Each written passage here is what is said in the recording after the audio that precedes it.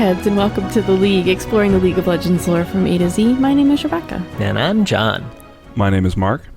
Today, we're revisiting some folks. Some old champs. You know, Riot actually does release new stuff for old champs sometimes. Shocking. The Katarina comic fucking floored me when I first saw this. Like, oh my god, they remembered. Someone remembered the Katarina exists. And they answered like several questions that we had, which is like buck wild. It was great. Yeah, they really made Katarina relevant again.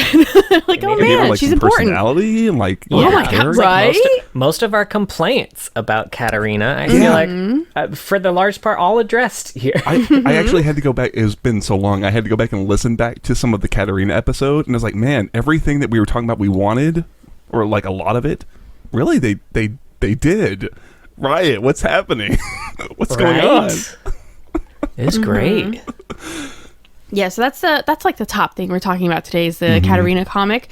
Nidalee has a new bio as well, which we've kind of just been around Ishal a lot. So we'll talk a little bit about her changes and her voiceover update. She got a new VO. It's so good. I just listened to a little bit of it earlier, which was probably one of our top complaints about Nidalee. It's like, she's still talking about summoners, y'all. Yeah. Yeah. And then, there's a new Bard story. Weirdly. He got a color story. Finally got a color story. I don't know what's happening at Riot, but they're putting color stories, they're updating VOs, they're remembering Katarina exists. Something's happening. They're listening to our podcast. And they're like, we gotta rush this out. That's probably it. Whatever it is, fucking keep it up. Because I'll stop being so mean to Riot if they keep doing this. Okay. I'll not be so until they end. I need them to end the tank meta, and then we can. The lore team, the narrative team. Oh, the narrative team. Yeah. Sure.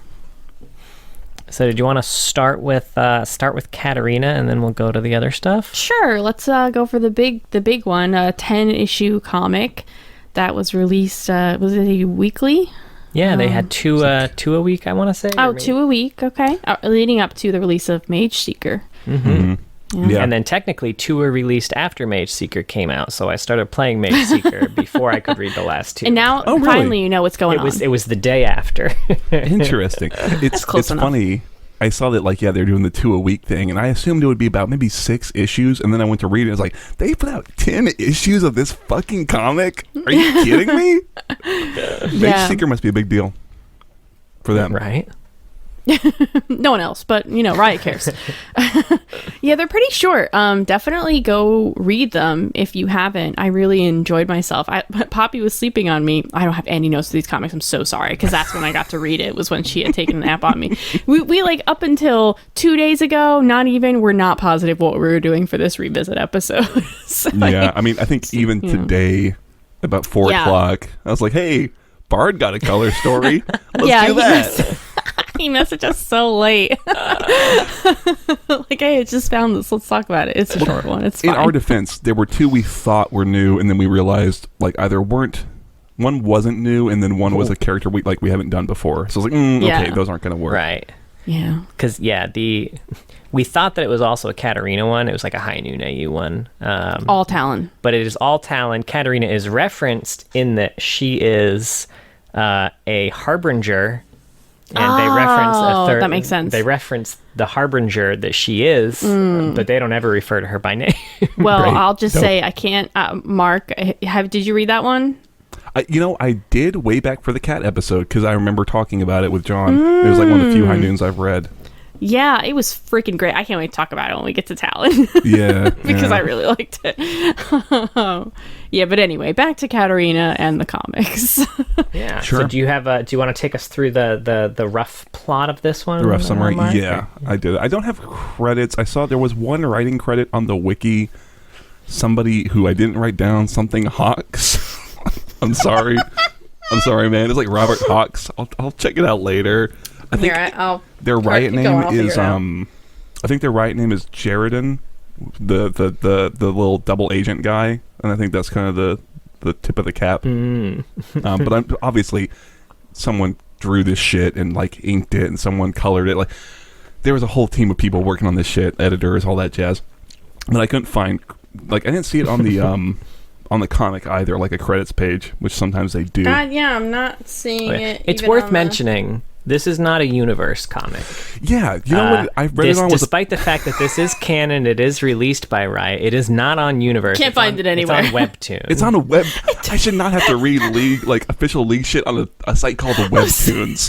Yes, Mark, I googled it and I'm like, I know this isn't on Universe. Let me just Google Katarina comic. The first thing that comes up is Webtoon, and I'm like, well, obviously it's not on Webtoon. And I took me like 5 minutes to realize that that was the. I have the app on my fucking phone now. Riot. Why do I have the Webtoon? Webtoon. Weirdly enough, I got very into a Webtoon comic like last year, so I had the app already. I was very excited to see that it was on there. I was confused. What can I ask real quick? Is Webtoons just like what is it? Is it like just comics? Is it like comics for like specific like? It's like it's kind of a place where like indie comic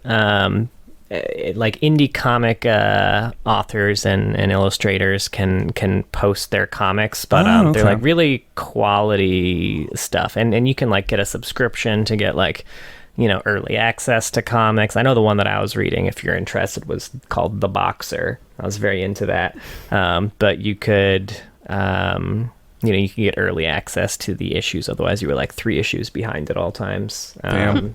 But, I'm sorry for shitting on them, because that's a pretty good service, honestly, to be able to afford, like, because I imagine it's really expensive to take things to print, you know, so being able to put them out digitally.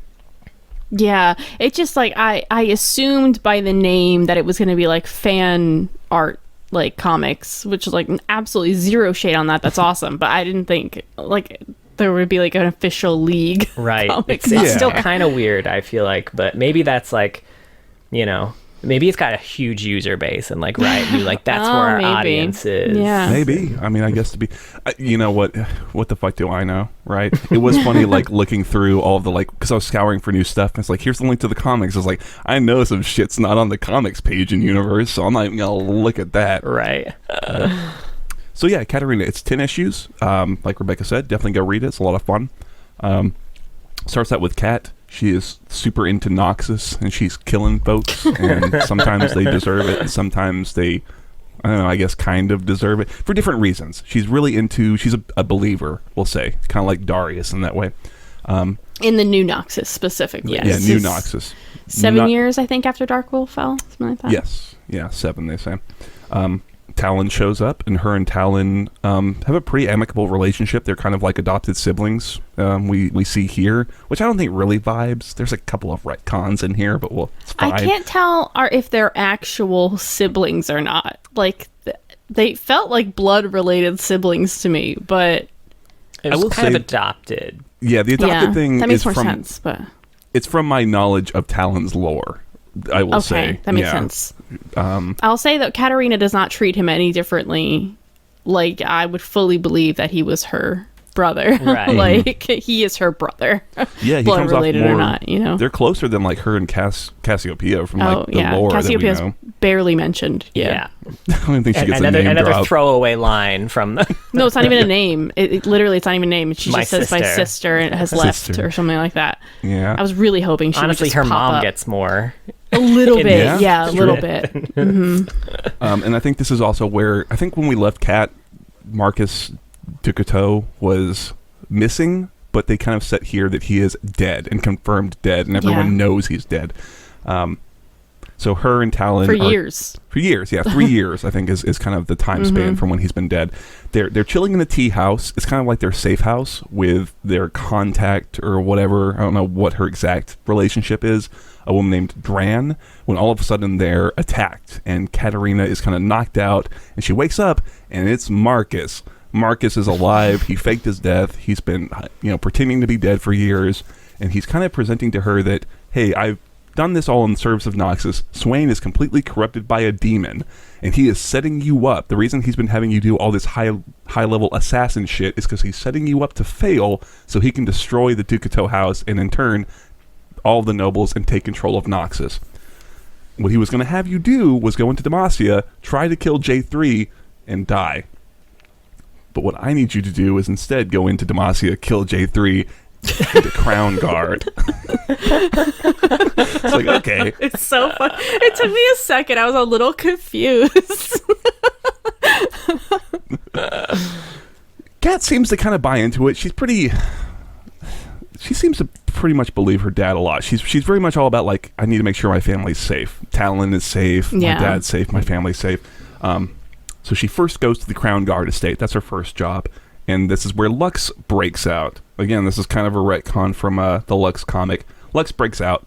Katarina saves Lux and decides not to kill Lux because she kind of sees that A, Lux is kind of a threat to Demacia anyway, and B, she just kind of respects Lux. Lux seems to believe in Demacia the way she believes in Noxus, you know?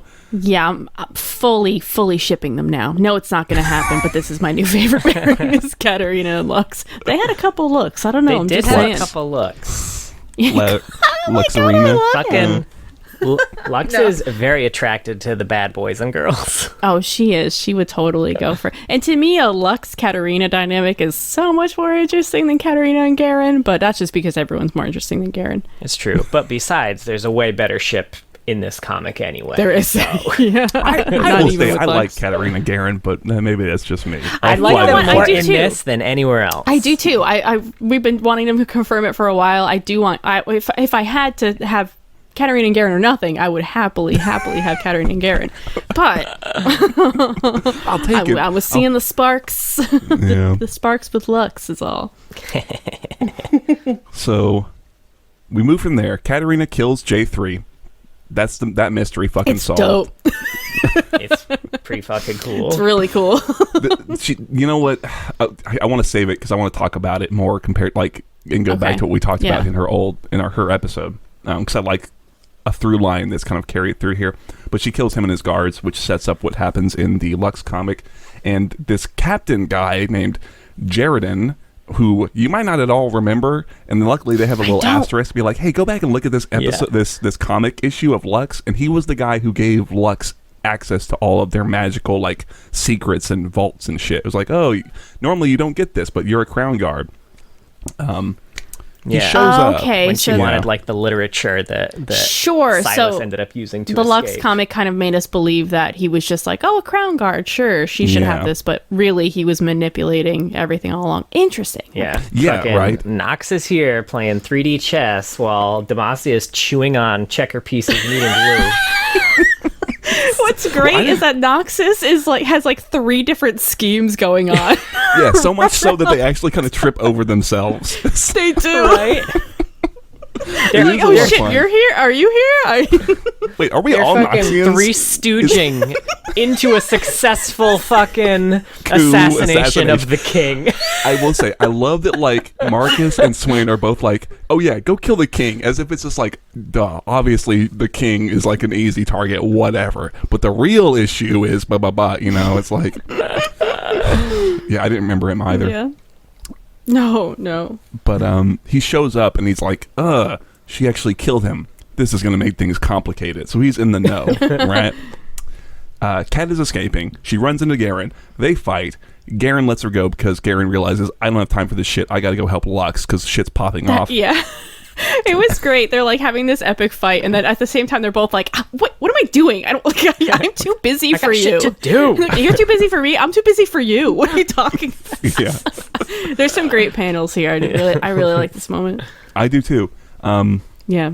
Kat gets on a silver wing. She has the rider take her out, and then as she's escaping, Jarvan shoots her down, and she's saved because she falls into a big magical snail, right?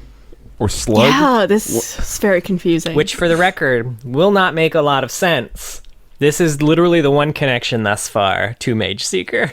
That's okay. I assume so because it's like this makes no fucking sense, and it's Katarina has a line. It's like somebody who cares can figure this out later, and I'm like, I fucking hope this isn't the writers being like, whatever. I don't know how to save her. Yeah. They got to get Newbie back to to figure this out. She escaped. She's hurt, but she's fine. Weeks later, she's back at the tea house with Dran, right? I said earlier. Yeah, Dran. Kat's not sure like exactly who's behind it all and who's like who to trust, but there isn't, like, she realizes that Jarvan has followed her, and so she knows something sneaky is going on, and she needs to go check on Talon because either he's in danger or he's in on it. So she goes to see Talon back at their family estate. She realizes he's plotting with Marcus, and she gives him the old cut on the eye, in this confrontation. And Talon kind of spills his guts that, like, he's been in on it the whole time. From day one, him and Marcus have been working together. And they fucking hate Swain. So he goes back to the tea really house. Don't like Swain. They really don't like Swain. She's back at the tea house. Dran is a hemomancer, so she uses that sometimes to heal Kat and also to give her. This is how she gets her shunpo. She uses hemomancy to give her shunpo, and Kat gets her shunpo by thinking about Garen's pauldrons. It's like it's like getting your Patronus charm. It's like you got to think of a time when you really felt something, and she thinks back to them fighting on the rooftop, and she's like, "Oh man, get those tingles." I mean, didn't you? Did you see those pauldrons? They were big pauldrons. I saw nothing else. I don't even know what Garen looks like, but I recognize his pauldrons anywhere. While this is happening in kind of a mirrored thing, Marcus is getting some magic from a pale lady, whoever that might fucking be. So fucking funny, So Riot. funny. Why'd you just show us LeBlanc? We know her, At Riot. this point, I'm not even mad. I do hope that she never gets named and it's only ever a pale woman or a pale lady. I'm kind of liking it now. I love too that, like, after he gets the magic from her, he gets like her eye makeup. You're right. I didn't notice that, really. His mascara starts running super fucking hard. That's great. I like the idea that, like, LeBlanc's the pale lady, but there's also, like, someone else who keeps being called the pale lady, and we don't know which one's which. And at some point, they're like, wait, you're the pale lady? No, I'm the pale lady. I just don't There's stand just very one well. really pale person in Noxus who just doesn't like the sun and keeps getting Irish. confused. There's not one pale person. You're right. So Marcus he got this super magic so that he can hide from Swain, and he's going to go kill Swain. And Kat is waiting. They fight. They're having a big confrontation. Marcus eventually pulls this big bomb that they had set up earlier in the comics. And Katarina, to her credit, she tries to use, like, the shunpo to take the bomb away, kind of like Dark Knight Rises, right? Essentially, she's going to, like, take it away from Gotham. And then Swain shows up, and it's the coolest fucking panel that I could ever... So fucking cool, so dude. Cool. He's like, nah, I'm going to tank this shit. Fuck this. He's totally fine. Marcus is crisp. And Swain essentially kind of confirms, it's like, hey, I'm chill. I'm not a demon. But if I ever do get too demon-y, that's why I have you around, Katarina, so you can kill me. Because if I ever become not the person that I'm trying to be, etc. And, then there's an epilogue. It's in the Freljord, and it's Jarvan, that double agent guy who shot Katarina down. He's reading a letter from, assumedly, Katarina's mom. And it kind of tells us that Talon's still alive. He didn't lose his eye. He's in Shurima mourning with her and, I guess, Cassiopeia. And Katarina is now head of the Assassin's Guild. And as Jarvan is sort of like, yes, soon we'll decide the fate of Noxus, Katarina shows up and fucking kills him. And she's like, yeah, we will, but not you. And then she walks out. And that's the comic. Yeah, that's the comic. It's great. It's very, very cool. Like, this, literally just like the introduction to Kat in this comic, like those first few pages were just so perfect. They did more for her character than all of her other lore combined. Like, we get to immediately see, one, how badass she is. She takes out an entire regiment of, Noxian abandoning, soldiers single-handedly. We see what she stands for. We see that she recognizes the strength that comes from things like architects and craftspeople, which this, general that she sent to kill is like, oh, they're just weaklings. They couldn't even fight back. And she's like, no, like, you don't fucking understand. Like, they do really cool shit that you just don't understand. Yeah, it really solidifies to this Noxian idea, like this new Noxian idea that, like, someone isn't weak just because they're not a soldier. Yeah, like, there's all types of strength. Yeah. And I think this gives us another glimpse, too, of why people would join Noxus, like other than obviously the first group coming in and fucking shit up. Katarina goes in afterwards and is like, yeah, we're going to bring a troop in here. We're going to help these people rebuild, and we're going to give them a place in Noxus, and we're going to give them the respect that they deserve for like what they bring to the, to the nation. Like it's a great glimpse of Katarina. And for the record, the dude she's sent to kill is like a general that she's known since she was a child. Yeah. And no fucking hesitation at all. And super, super brutal. Like, doesn't kill him immediately. Like, she needs to give him a speech first. Gives him a speech and it's like, hey, before you die, I just want you to know, like, your family's disowned you. All records of your military history are expunged. You don't exist anymore. No one will ever remember you, and I need you to know that before you die. I liked it. I really so liked, fucking cool. Yeah, and I think immediately she goes from there to killing this other War Mason. I think it was a really renowned War Mason, but it's not. The context is so entirely different. Where this War Mason is someone who has been kind of fucking up lately, but the reason ultimately is that he's kind of like Olaf, right? He wants a glorious death, and he will not like stop and surrender. And she gives him kind of the inverse of Roche, I think his name was, that first general she killed. The inverse of that, where it's like, you're going to be remembered as this hero who died fighting and never stopped, and you've earned your place in Noxus. And I like the conversation she has with Talon after that, where she's kind of really explaining it. He's like, he knew what he had signed up for initially. He was not afraid of death. He wasn't afraid of pain. What he was afraid of was becoming like frail and weak. Ultimately, right? The Noxian fear. It's like if Klingons made sense a little bit more. It's like shots fired. Damn. I mean, I love Star Trek. Don't get me wrong, but I just really like you said, it's a really smart way to like. Here's two scenes or two situations where we can help you immediately understand Katarina as a character and what she believes in. And it's like really well done. I really like it. It was very, very good. Yeah. Also, we meet Talon in between these two things, and like Talon really changes with his hood off. Yeah, he goes from like cool looking assassin as soon as he puts the hood down, and then he puts it up and he's like a 13-year-old boy. He's like, hey sis. Okay, he's not quite that ridiculous, but check out my Pokemon card. He has like this warm brother energy for sure, even though like he did try to kill her that one time. But that was when he was a kid. He was young, following father's orders. I like how much she excuses it, or is like, we were both kids. Like, totally we didn't know what we were doing. I would have done the same thing. Yeah. I do remember from back in the Cat episode, Talon, in that there's a story we read kind of related to her, where he was really weird. Like the way his thought processes were really bizarre. You remember what I'm saying? Yeah. You know what I'm talking about? And I don't know. I do, yeah. It's the one where like he's watching her do a job, basically, and like not intervening, just kind of like observing. I remember. Yeah. Yeah. He's like, I say the name of the blade, and the blade knows what I say. Blah, blah, blah, blah. He's just off, and I don't know, like. He was a little high during that one mission. I'm curious, like this could very well be his internal monologue here too. That's true. He could just be a very good actor. That's true. I would be open to that. I would kind of like that, frankly. Yeah, I like that too. I was genuinely sad when like she meets Talon in the hallway at his old house at the end, and she's trying to assess like, is he on my side, or is he on dad? Did he know about dad? Right. And that he's been alive. And there's this sudden turn where you realize that like he's not on her side this whole time. And I was like, Talon, buddy.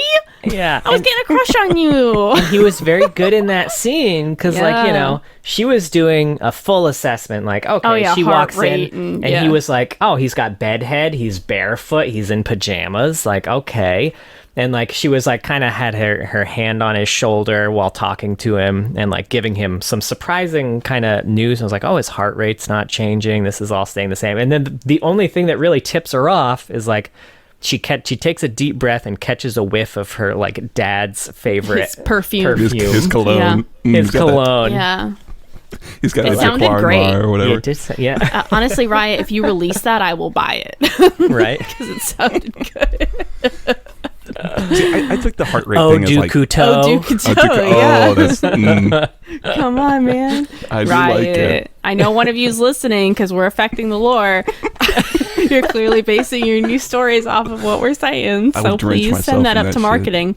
I would bathe in it. No, I wouldn't. But I would spritz it on myself. A reasonable amount. You just put it in the air and you just kind of walk into it like, yes. Yeah. That's how you did it in the 90s.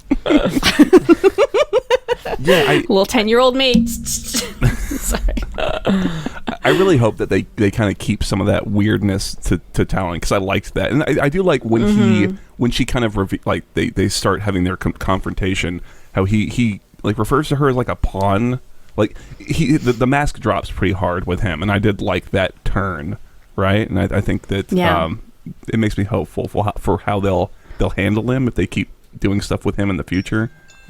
Frankly, I think the idea of him, what I think is going to be a lot of fun is him meeting up with Cassiopeia, right? The other sister. Yes. That I think would be a lot of fun. I want to see that reunion of Talon seeing his mom and sister again. Because one, I don't think he knows that his sister's a snake.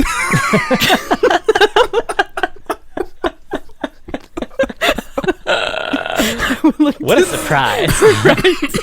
Will he recognize her? I don't know. But anyway. Last time I saw you, you had one fewer tail, sis. Are you okay? What happened? Do you lay eggs now? What's going on? These are the answers we need, Riot. It's his mom who asks him, you don't ask your sister if she lays eggs, Talon. She does. Personal. I feed him to her every morning. Breakfast. Anyway, but yeah, where do they go from he doesn't have his daddy anymore, right? I guess. Is he dead now fully? we said he was crisp. He does seem pretty burnt to a crisp. To be fair, there is a line. He might not be, though. Who knows? I mean, there is a line from him where Katarina's like, but you were dead. And he's essentially like, Katarina, this is Runeterra. There's a bunch of magic and shit. Yeah. Like, come on. Right? What are you, fucking dumb? Come on. Naive. So, all I have to do is not want to die and right? fucking here. Yeah. I guess I'll be a bird now or whatever. I don't fucking know. He'll be one of Swain's birds, but he's spying. I love that, actually. I'm going to assume he's dead, so I'm just going to assume he's actually dead. Yeah. Maybe he's like in the Mordekaiser realm now, Mordekaiser's eyes. I've never seen such a... Doesn't Dran have a line? Dran says that, she right? does. She does. Oh, yeah. Mordekaiser's eyes. That's too long. Just say holy shit or something.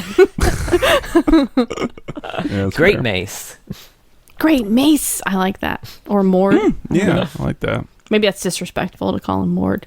I feel like calling Jesus Only his friends get to call him Mord. Wait, say G's. Never mind. G's Louise. Yeah, G's. Now, I'm kind of skipping ahead a bit to the Lux confrontation. We were just skipped to Marcus's real death. Real death. Who knows? So skipping back, I guess. So, I mean, I like this whole thing. I like how she used her kind of knowledge of the situation and like the situation in Demacia to kind of fool her guard when she was like, "Oh yeah, I was sent here to protect her from Garen. It's cool." And she's like, "Oh, Garen? I know that name. All right, you're cool, sis." Like, see, I thought this was actually kind of the weakest moment, like in the opposite end of the spectrum, because to me it was like. It seemed a little too, I guess, convenient that Erica, I think or Arika, I don't know how we're going to say that name. Yeah. Is like, just takes it on her word. Especially that she just killed a bunch of Demacians. I guess what I would have liked, I know the Demacians were like, hey, let's kill Lux because she's a mage. But I feel like, I guess it all felt really abbreviated. I would have liked maybe a bit more of a confrontation between those guards deciding they're going to kill not only a mage, but also like Sonic Crown Guard, which is like a pretty big fucking deal. Right? Yeah, I mean, she's very important, and she also feels extremely well liked in Demacia. Not saying that every guard has to love Lux or anything, but yeah, that's just how racist the Demacian guards are. Even that was like the Mage Rebellion hasn't quite started yet. Even right, like maybe if we're about 35 seconds away from the Mage Rebellion. So if it had been after those 35 seconds, I would have bought it more, or maybe what I would have maybe had liked is if Katarina had stolen like a Crown Guard crest, because she makes mention of it like when she confronts Garen that like, oh, you got the Crown Guard crest, and like back in the Lux comic, they flashed their Crown Guard badge or whatever, and they were able to get through a lot of shit. So if she had like taken the initiative to steal something like that and use that would have been enough for me. But it feels a little like, okay, we need to kind of get this thing to happen in this way. So. Yeah, I get that. Maybe I think she just needed big pauldrons. That's true. That is true. That would have been like, she definitely works for Garen. It's harder to do her flips with those, is the thing. That's true, to they smack really her in throw the off her face. mouth. Now, one thing she says here is that Lux will make a good Noxian. Yeah. And I get where she's coming from, but I disagree. I feel like Lux is way too concerned with protecting legitimately weak people. Yeah, I think you're right, frankly. And I would like maybe a little more of that to help delineate the differences between Demacia and Noxus, right? Like, what happens when you are weak? Sometimes you can't you're weak in some ways, You can get strong like later me. in some way, but I don't know. I can't build shit or whatever. I can cook a mean egg. Some of us are dumb and can't lift heavy things. Right. I did like. You need the Luxes in your corner. Apparently, yeah, right. And so I guess I would like us to come back to this point much later on, further on in Lex's story, and to have her argue against that. That like, I'm not a good Noxian because I'll protect that guy, and it's some old guy who's like, I can't. I mean, you can be strong if you're old, but just like some guy. It's like the little Yordle from Arcane who like takes the lift down. Yeah, something like that. That would be kind of fun. I liked to I like Katarina a lot in this because she's got a really clear ideology, right? And I like when she's killing J3, how she really doesn't like him, even though we've in our readings have kind of come to like J3, right? Like we see things like, oh, he's probably a pretty good leader, and he had some understanding of the ways they fucked up. But Katarina, from her Noxian perspective, is like, oh, you're someone who just wants to trample on anyone who's stronger than you, right? You just want to keep that that power over them. I also think a problem is probably that their protocol is for the king to hide away when danger is happening, whereas in Noxus, no, the leaders would not hide if they were in danger of being, overtaken. They would be in the front with everybody else. As evidenced by Swain showing up to grab a hold of a fucking bomb. Right? That's fucking dope. But we could talk about the assassin first, because that just happened. The assassination was very cool. We get a whole thing about oh, this is what happens if danger happens. The king goes in here. His crown, his guard is the Dauntless Vanguard is outside, never more than a spear's length away. And he's in his panic room that locks only from the inside. And if it locks, you can't get in. It would take mages years to get in. So she makes sure that when the king goes in there to lock himself in, she's already there. Yeah. Well, that's something that carries through from the lore that I remember we read, is that she's always thinking. And that even comes up when she's getting her Shunpo, where Durana's like, shut the fuck up. Stop thinking for a fucking second. Yeah, right? I liked that. You're right. But I really like that. And it's carried through in her kind of internal monologue through a lot of this comic. She's always trying to think about how to handle things and how to deal with whatever the situation is. And it's, and this scene in particular was great for that. So they've got, I think, six elite guard that are protecting the king. And when she comes out and sees the elite guard, she's immediately all right, these they're great, they're well trained, but they've never been tested. They've never failed their king. So that's a big part of learning, and without that, it's just theory. So the first thing she did was throw their dead king at them. Yeah. And two of them immediately tried to catch the body. They're like, yeah, they're still trying to protect their king even though he's dead, fucking worthless. And then one was surprised but not totally caught off guard. And then I think maybe there were 5 of them. And I think two of them were I think you're right. I think it was 6, because there were 3 that actually came to immediately reacted as they should have. Yeah, 3 were like, all right, let's get this fight on. So what she does is she immediately targets those 3 and just kills them outright. I think one of them deflects the blade with a sword, if I remember the arc correctly.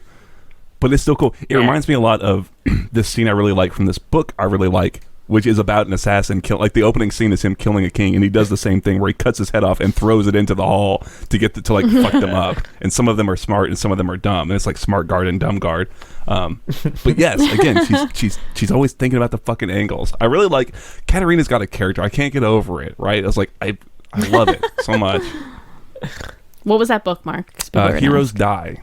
The cover art is fucking horrible, so ignore that. But I really like the writing of it, so go for it. And after this is she's trying to do her escape, and that's when she runs into Garen. The Garen meetup is so well done, because like the one kind of look that Garen gives is so subtle. And I really like that. They don't have this immediate like flirty witty banter, something that you might expect to see in like a fantasy novel or any novel. They really like genuinely don't want to deal with this right now. They both just want to go and do other things, so they only have like this short moment. Yeah. And it's very I mean, it's a very believable, like, I feel like this went down like I would expect it to go down. Like, Garen is like, all right, well, I got to take care of this. They have a back and forth. He's much better trained and much quicker than Katarina was expecting, because for some reason Garen is very fast in all that armor somehow. Yeah. And then the pauldrons are fake. People just don't know it. Right? They're just like paper mache pauldrons. But yeah, at the end, like, there's a massive explosion, and Garen's like, oh shit, like, my sister's down there, like, I do have to take care of them. She's like, yeah, you do have to take care of it. Like, yeah. And there's just kind of the look is just kind of like that respect, you know, like, yes, cool, like that's a lady right there. It reminded me so much of like, that sure was a lady. That's a woman right there. Garen's seen one or two of them. Don, I never seen one of them before.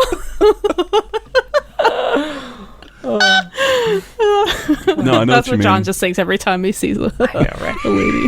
That's a woman. It's like when you're driving down the highway and you pass like cows or horses, and you're like, cow, horse, woman. Okay, now he's back to like grade school where he's like identifying shapes and colors and shit. It's like, that's what is this lady? That's feeling? Crown Guard education. Yeah. It reminded me a lot of this is an old callback, but you know, the train job episode of Firefly, when like the sheriff of that town met Inara for the first time, was like, huh, that's a woman. Just like that. Damn. He gives her exactly the same look that Garen gives Katarina when they man. Sure. It's been a minute since I watched fucking Firefly, I'll be honest with you. Damn. I like, you know what I like about the art in that whole sequence is that the sun is setting, and so each panel is getting progressively more into evening. I don't know, I don't know if it adds a ton, but it's just a really nice detail that whoever was drawing this was really aware that like, oh, we're gonna set this at kind of sunset, so every time we're showing a panel, it's getting a little darker. I also like too that Garen's got like the manacles, and for a second he gets one on Kat. I was like, oh man, are they gonna do the thing like from that aborted right? like the comic or whatever where they're shackled together? And I hope they did, but they didn't. That's okay. Oh, maybe that'll be a future comic. Yeah, because that would be great. It's a really good idea. Yeah. Also, something I liked about this part too, an interesting note about Katarina's fighting stance in here is that one of her daggers is specifically dedicated to blocking her back in her fighting stance, which was surprising. Well, she's got no armor from what I know about Noxa. So fucking stupid. Oh fuck! I want to know what's up with that magic slug. I will say. All right, I really magic slug. Oh, are you gonna spoil me if it's for us? Well, I won't spoil it. This isn't it's from the game, but it's not a big spoiler or anything. Okay. Especially if you're like, they make references to the Veiled Lady a lot, And I think like if you don't know anything about the lore and you don't know who the Veiled Lady is, yeah, it might be a spoiler. So skip ahead. But for us, we know who the Veiled Lady is. And this entire forest is where she's been fucking hanging out this whole time. Okay. But she has hidden it from Demacia. She does not let Demacians into this forest. She only lets very specific people into this forest that she kind of deems worthy of being in it, which is kind of how Silas gets there in the game. He's just regular forest, and then Morgana's like, ooh, but come deeper into my forest. I've got a house made of candy. Yeah. I don't know why specifically Katarina was deemed worthy. Like, I know she came from the sky, so but I imagine like Morgana's like, anyone that comes from the sky, they gotta be good. But like Demacians have all sorts of sky people, so I mean it can't just be also, like an Kale. oversight. Kale would come from the sky. Yeah, so. that's true. Maybe it was like a split second thing where it's like, oh fuck, she's falling. I don't know. Good, let her in. Put the slug there. Who knows? Put the slug there.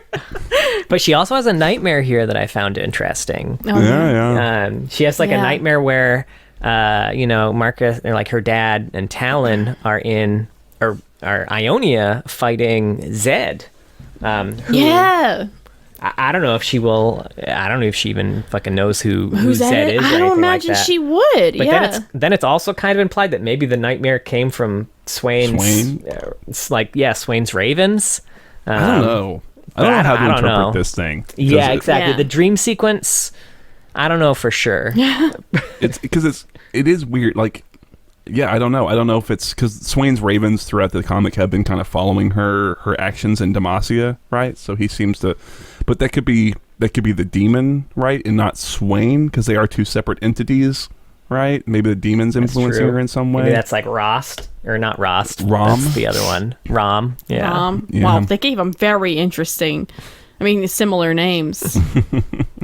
Yeah, I don't know. I have no idea. I will say, just the art for like the slug in that forest. It's really, there's a couple of really cool panels. Like some of the covers are really well done. Yeah. It's got a really like Art Nouveau kind of feel to it. Like when she's first waking up from being knocked out on Marcus's ship, she's kind of groggy. And the way they show that is that all the environment is like these swirling sort of colors. Like there's Cat, and then she's not like in just a normal like bottom of a boat or wherever the fuck she's supposed to be, but the whole setting is like I said, it's sort of like almost a little watercolory. It's super, things blending into each other. It's really neat. It's a really neat like visual storytelling type thing, which I really like. Yeah, it's really neat.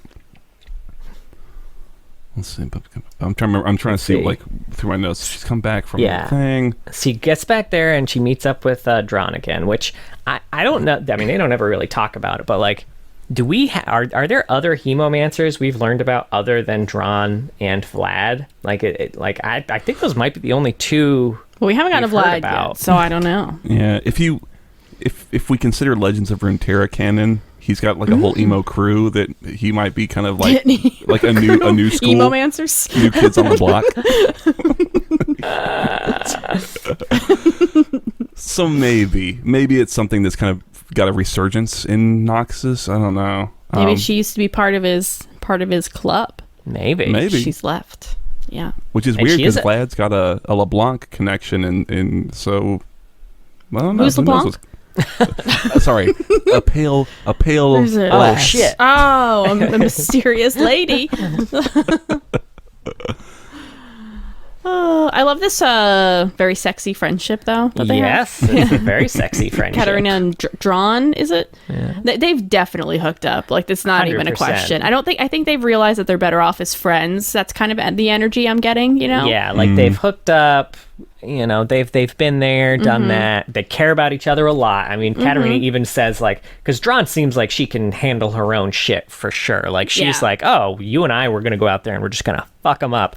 And she's like, no, like we'd be fine, but like I'd be worried about you and I wouldn't be able to focus. So like, It is nice for her. That's another complaint I'm sure we had about Katarina, was that she didn't have a connection. Because this is a complaint I have with so many champions. Give him a friend, Riot. Just one.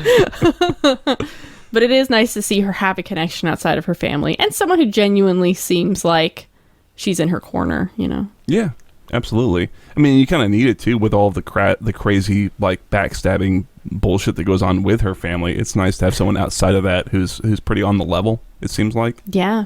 It is nice. Plus, and I did like the whole, like, the way that, I mean, she gets her shunpo. Like, I know we've talked a few times about, like, some things fit as just, like, they're magic, and that's all I need to know about it. It's like, they're magic.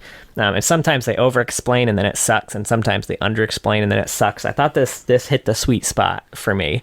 This was kind of like the Ruinations version of the, you know, that Well of Life scene. Like, I thought it hit just the right notes of, like, keeping things magic while also explaining the logistics. Yeah, I completely agree. And I remember that was, again, a big thing that was missing when we talked about Katarina. Is like, well, they don't talk about it at all in her bio, and then she just kind of has it. And it's like the only real, like, unique conceit of what she does action-wise. And it was kind of interesting when I was reading the comic, because I was like, you know, she's not shunpoing at all, like in the early issues. I was like, does she not have it? Like, what's going on here? Are they just kind of skimming over it? Like, is she doing it and they're not really showing it? So it was kind of neat later on to be like, oh, she didn't have it, and here we're seeing the scene of her kind of getting it. And like you said, it's a nice nice note in terms of you know, how they explain it, for sure. Yeah, I look forward to her seeing Garen again, because when they met, Garen insisted that she was a mage and kept calling her a mage, and she was like, I'm not a mage, you idiot. But now, if they meet up again and they fight, she's gonna well, now I'm Mage Jason. Well, now I have magic, but... Well, you're fueling it, so it's kind of your fault if you think about it. So yeah, that's true. Yeah, I like that for sure. Now, she has her confrontation with Talon here, too, and she does have a line with Talon that I really liked. It was when, like, it was after she slashed Talon's eye, and Talon was like, oh, are you going to finish me off? And she's like, no, you're who I used to be, trying to make him the father that we thought he was by being the child he said he wanted. It was like, it was a really powerful line for, like, that, like, just shitty family dynamic. Mm-hmm. Yeah, I think in that line, doesn't she also say that, like, we're just blades in his collection? Right? Yeah. I thought that was a really neat way of kind of framing it, you know? Yeah, I feel like this really kind of solidified, like, really showed that Talon almost felt like he was steps ahead of her, but kind of in this moment you realize that he was not. Mm-hmm. He is not steps ahead of her. He has refused to grow in ways that she has grown. But it's hard because we still haven't seen Swain yet, and we don't know much about him aside what we're hearing. So there's, I feel like, still this idea in the back of your head of, like, but is she, like, being manipulated by Swain here too? Yeah, I think even still, when she's going to, like, when she's going to go, like, deal with Marcus going to do his assassination, she is still questioning, are Talon and him right? Like, is this actually, like, she doesn't quite know, which, you know, is kind of where we're at as an audience, which is kind of nice when it's like, hey, we're kind of resonating emotionally with the character, because we don't know exactly what's going on in that way, you know, which I like. Yeah, it was great. And so, did anyone reading when Marcus is having the conversation with LeBlanc, where he's like, "Oh, give me the magic so Swain can't see me"? Did that read to anyone else like an original champion judgment? Oh no! But she was basically like, "What, Marcus? Oh my God, you're right, though. Marcus Ducateau, why do you wish to kill Jericho Swain?" And he's like, "For Noxus." And then she's like, fucking liar, I can see in your head. Why do you really want to kill him? He's like, revenge in my honor. How does it feel to expose your mind? How do it feel to expose your mind to the League? Now he gets to repeatedly fight Swain in the League of Legends. And so, what a fucking catch. Fucking great. You've read too many of these. They're in your head. They're corrupting you like the demon. No, that's great. But we get a very cool action scene here between Kat and her dad, where like she's finally like, this whole time she's been fighting like her dad trained her, ignoring a lot of his lessons, but still like her fighting style is very much what her dad taught her. And she's realizing that like he knows that he taught her this way, and he's specifically doing everything to counter it. You know, like he was like, oh, stay low to the ground so you can feel her movement. So then when she does that, he like jumps in the air so that there's no movements on the ground. And he's like really taking advantage of it. And finally she's like, all right, I'm just going to fight like me, you know? And then she just, you know, catches him off guard. It's like, oh yeah, by the way, I fucking killed Talon. Bitch. Oh yeah, that was great. I forgot about that. She's like, oh, I just need him to flinch just a second. Your boy's dead. Yeah. He took too heavy a step because it caught him by surprise, and she just fucking nails him in the nose, breaks his leg, and he's like, wait. I got a bomb. Nah. I got a bomb. Well, again, I like it because she kind of does something similar with Garen. She's like, okay, Garen, he's poised, he's there, blah, blah, blah. And then the first thing she does is like, oh, Lux, you know, that one who does magic, blah, blah, blah. And he kind of like falters for a second. She's like, okay, that's the poise taken care of. What next? You know, it's like, again, Yeah. always thinking. I like it. I like how she even said out loud to him, so you do know she's a mage. I was wondering. But yeah, Swain was amazing. Yeah, Swain was very cool. So fucking Steals cool. the show. He's in fucking like 8 panels. It doesn't even matter. If that shows up in full bird form. Yeah. It was cool though because her whole thing is she's gonna die right now. She's like, I'm gonna go with this bomb, gonna take it out of here. We're gonna be fine. Well, I'm gonna die, but everyone else is gonna be fine. And then you see Swain's creepy claw. It looks just like the one in game has grabbed the bomb, and he's like, no, you're too important. Yeah. Noxus needs you. Noxus needs you Let to me kill just me. hold this bomb and point it at your dad real quick. Yeah. So what's up? What's going on? Man, you killed J3? Nice. that like full Pretty chill, panel. pretty chill. Right, that full panel when he shows up. I said it earlier, but God, it is so fucking cool. I think it's my favorite really panel good. from the whole 10 issues, where he's like, Yeah. he's like swooping in, and they do this a couple times in the comic where some crazy shit happens, and the whole thing goes sideways. I don't know, like, I don't know if that's common. I don't read a lot of comics, but it's a really neat way of like, hey, everything's turning on its head because things are literally, turning over. But God, the art itself, where he's just like, it's just a fucking, I love it. I can't put it Yeah. to words. Very cool. I'm like, I'm on his side immediately. Yeah. And then I think you get to see here, this is the first time we haven't gotten to Swain yet, so maybe this is in All's lore, but like this is the first time we see like that, yes, like he fully recognizes that he's taking power from a demon for the betterment of Noxus, but also realizes like it may be stronger than me. I don't know. Like at some point, this may be more than I can control. And if that happens, like the reason I've been testing you in the hardest ways possible is because I need to know that you can kill generals and kings and me if need be, because who knows what's going to happen. Yeah, there's a vulnerability that he shows, which is really, I can't wait to get Swain. And I think I've really enjoyed how we're approaching him, because we're getting all of the stuff around him, and we're kind of we're not even to his lore, but we're peeling back the little Swain layers a little bit. I don't know. And yeah, no one man should have all that power, right? Just like, it's he's so fucking cool. He is cool. I want to play some Swain now. Not a lot of lore we read makes me want to play a champion. This one does. You want to play Cat after this? Absolutely not. I don't know how to do that shit. Face roll? Can I face roll it still? Right. Is that still You a can throw thing? your keyboard down the stairs, right? Just like I take press Poppy R. and just slap her hands on the keyboard. She'll get a pentakill. And then, it closes with that sweet nothing personal kid moment where dude's just talking about how badass he is, and then all of a sudden Katarina's behind him, like, ooh. All right, the Jared guy. I don't remember his name. Jeridan. Yeah. Jaredin or whatever. Jaredine.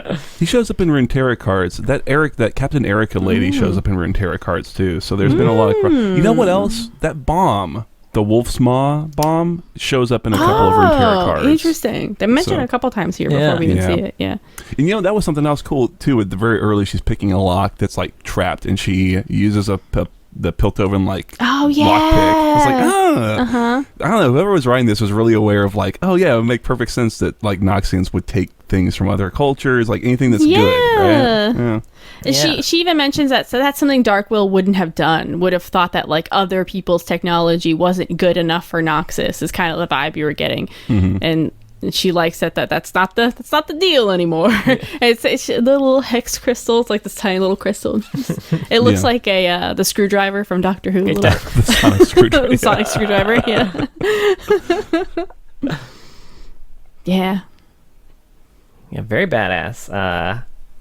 Nothing but good things to say about this. Yeah, I think that's highly recommend. All my thoughts on it, but it was so much fun. It's a really quick read. Like I said, 10 issues, but they're very short. I was surprised when that first one ended. I was like, oh, okay, I can read this in time. Yeah, for sure.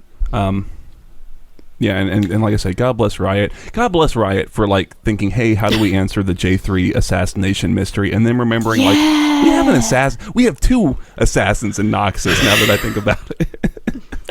Let's have it be one of them, How about Katarina? She hasn't done shit lately. Make her important again. Yeah, I loved that.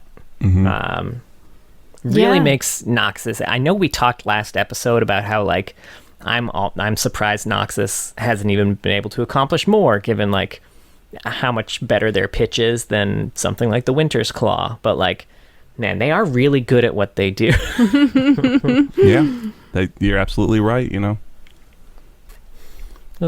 Now, there have been a few new Katarina skins too since the Katarina episode. Okay. So we got. All right. 1AU, we got the Winged Rain. Oh. R-E-I-G-N. I was thinking it's their other R-E-I-G-N. rain until I look over. It's not rain. It's not wet. Maybe it's wet. I don't know. All Fey nobility are servants to nature's will, carrying out the natural order and the turning of seasons with their magic. Beneath that higher purpose, however, a constant game of political intrigue plays out in luxurious courts of silk, gossamer, and gold. Power, after all, magical, natural, or political, always inspires competition. This one is Fairy Court Katarina. Though Katarina... It's cool as hell. I know, that's pretty badass. Though Katarina is an official diplomatic envoy hailing from the unseelie court of truth and shadow, you wouldn't know it from all the side-eyed glances and disapproving frowns she received from close-minded courtiers. No matter, with daggers in hand and a mystery afoot, Katarina has her own agenda. And actually, I'm like reading this for the first time now. I didn't actually read that before. I don't think I've seen unseelie used outside of like Arthurian lore ever. That's fun. Yeah, I mean, I'm familiar with the term. Yeah, you might be right. Huh. Neato. And then she's got a prestige skin too. Don't let the butterflies fool you. Otherworldly elegance may be Katarina's game, but that gala-ready look is sharper than her knives. Fashion is a metamorphosis, after all. Try to keep up. And she's got a high noon skin. Yeah. Gunslingers and lawmen ride beneath the merciless sun of the high frontier, chasing survival and salvation in equal measure. Heaven is rubble, hell is empty, and all the devils are here. This one is High Noon Katarina, the third harbinger. My people got swindled. I aim to collect what we're owed, the outsider says, pinning her dagger in a wanted poster of the mechanical devil. Her eyes burn like stoked coal as she fixes each dusty traveler in her gaze. And I hear y'all plan on jumping the sulfur rail, harbingers. If you're gonna take this devil down, I want in. The accent kicked in halfway through the Katarina line. You can't help it. Yeah, it just happens. Give me a fucking High Noon animated series. High Noon Riot. Netflix, please. Yep. Yes, please. And that's Katarina. Yeah. Dope. All right, so I guess there's a new Nidalee bio. I read it in the... So was the second half... changes to it. Okay, changes. Yeah. This kind of second half is kind of all the same still, right? It's really the beginning, it seemed like, was different. I don't remember, though. I think we get a bit more detail. Yeah. Okay. Like, she had met the Kilosh before. I think they added a lot more detail about that confrontation than they had before. You know, they basically, actually, I don't know if anyone else took better notes than I did. I literally only wrote one note. Oh, okay. But I took a couple. I mean, is your one note more deets about the Kilosh? maybe. I mean, it's more notes than I have.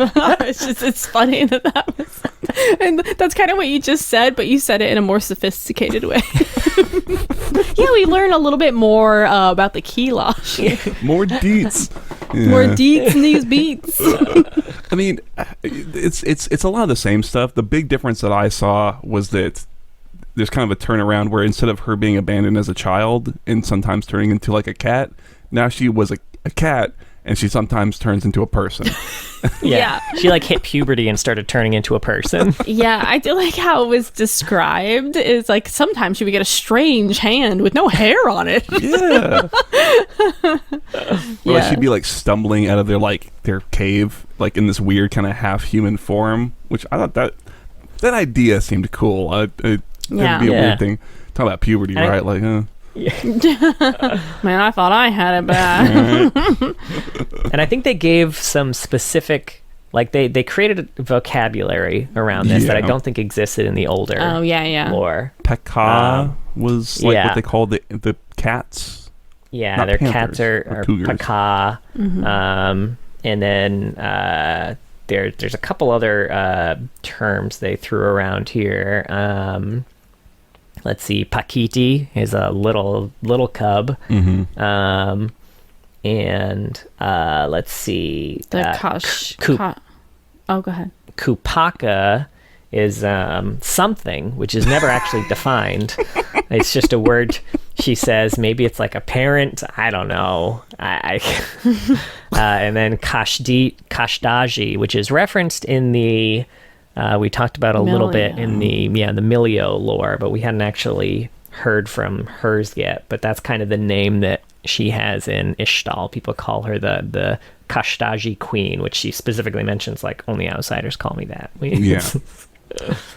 Yeah, I mean, the bio for the most part is a lot of the beats are the same. They've kind of aside from that big change, she's still making arts and crafts out of plants. She's still she's still got 2 sentences worth of relationship with Neeko. They're long sentences. Yeah, apparently very important. But it's, and she's still twiddling her thumbs in the jungle waiting for Riot to do something with her. Now, one thing that I noticed, so when she's fighting the Kilosh, basically, they come after her with a spear.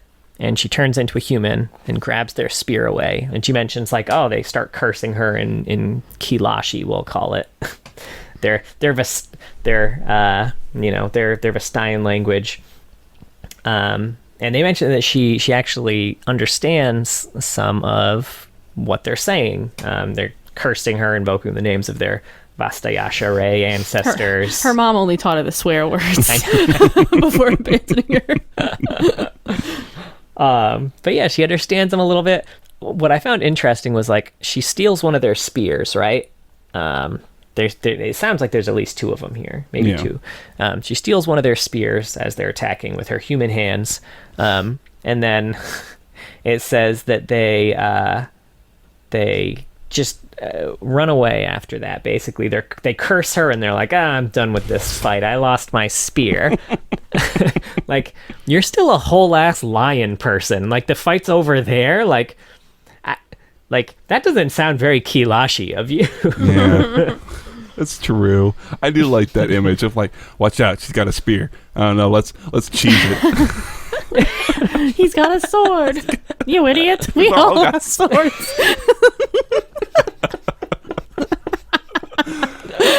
Maybe these are the shitty Kilosh. Rengar is like one of the top tier ones. Even though he's a runt. He's a runt, right? Yeah, but he was brave and strong.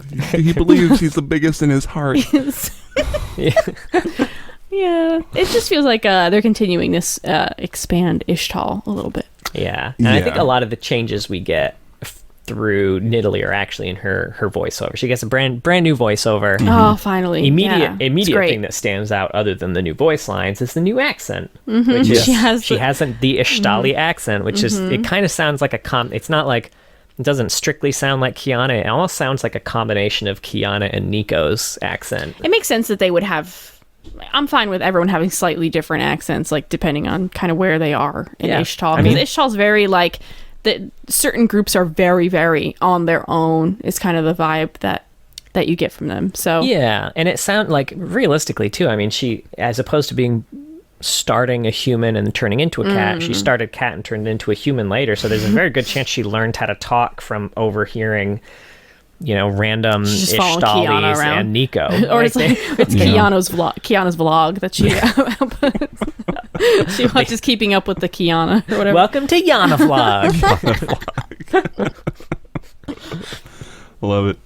Yeah, I know that's something we complained about before, is that Riot can be inconsistent about like regional accents, and sometimes some are better than others, but it's nice that when they did this, someone was like, hey, Ishtali should kind of have this sort of sound, Yeah, some uniting theme, Yeah. Yeah. Man, we're really complimentary of Riot this episode. I know. God, who are we? What the fuck's happening, right? Let's talk about Rise of the Sentinels. No, come on, man. I don't wanna. There's no reason to. Yeah, I like that. I mean, I think at her core, Nidalee's still not doing a lot for me as a character, but like, it is nice that she's not talking about summoners. She doesn't sound like a sexy cat lady anymore. Yeah, it doesn't just sound like a sexy cat. And she's got a lot more. I mean, I feel like the vocabulary adds a lot. Like, I like when they invent words, for things who might not be familiar. Like when they're like, there's a bunch of Piltovans that are constantly in the Ishtali jungle, just kind of cutting down trees and shit. And she refers to them as brass bones, because they've got all sorts of machines that they're cutting down trees with and everything, and that's what she knows. This is like their Fern Gully. Yeah, exactly. Yeah, honestly. Yeah, I mean, exactly right. Yes. She seems to have familiarity with kindred, which I found kind of surprising. Yeah, that is interesting. Is that supposed to be maybe like because she's so in tune with like, nature and like the raw primal forces that like death is so natural? I don't know. Here's the thing, guys. I think death is like a lamb and a wolf. Nidalee, you're high again. And the wolf. No, wait. I got it. You just got to accept it, It's just like we only die because we accept it, like. Yeah. She's got a quote to Milio. It says, "Little firebug, our Pakiti trust you, but they are naive." Why doesn't she trust Milio? She doesn't have full trust of Milio yet. He's just a little boy. He's a little Pakiti. He's like the most innocent motherfucker you could find in Runeterra. He's the purest being in Runeterra. Get out of here. Damn. She's got that quote to Nefiri.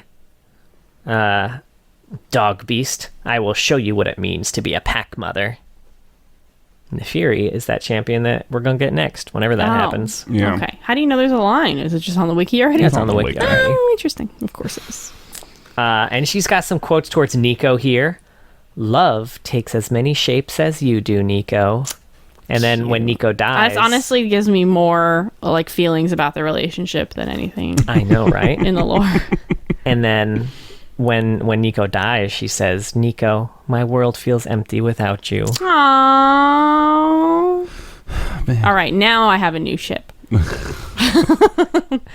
Let's see. She's got some sass towards Kiana. "How long can you survive outside your golden palace, princess?" You fucking tell her, Nidalee. You tell her. She's got that Rengar line. "I spare no Kilosh, Rengar. Meet me in the hunt." gonna get her murder on. She's got a quote towards Udyr. You think you understand the jungle, shaman, but you will always be an outsider. It doesn't seem like he has like a choice, Nidalee. Stop yelling in his head. All the animals are just screaming in his brain. What did you say? Sorry, I had a bird in my head for like the last 5 minutes. Right? Do you know what birds think about? Because I do. 24/7. I know what all the birds are thinking. It's a lot of seed-based thinking, I'll say. I know everywhere they've shit. Right? A lot of scatological thoughts. I like her taunt. Oh yeah, I listened to that earlier. Meow. Meow, meow. Meow, meow, meow, meow. You got that? I got it. She's hungry. That's what my cats say. And then she's got, so interesting thing, when she kills an enemy with her spear, she has a quote that says, I believe this is called a kebab, which is weird that we're getting 2 champions in a row that mention human kebabs. I mean, granted, Sejuani didn't specifically reference human kebabs, but we referenced human kebabs when talking about Sejuani. I was very confused. I was like, Sejuani only, she gets a bowl of soup every 10 years, and that's it. She doesn't know what a kebab is. Yeah, it took me a minute there. And then she's got that, whenever she dies, she's got the guide me home Kupaka. So, don't know what Kupaka is. That's who they worship, I guess. Yes. Maybe. We'll find out one day. Yeah. Maybe it's like, maybe it means like parent or like, who knows? No, because she calls her mother when she thinks about her cat mom. I don't. Maybe it's father. Father! Kupapa.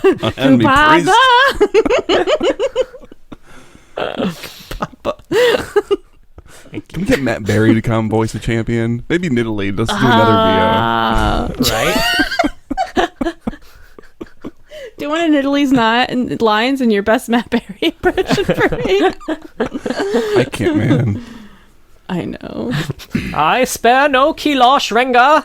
Meet me in the hunt.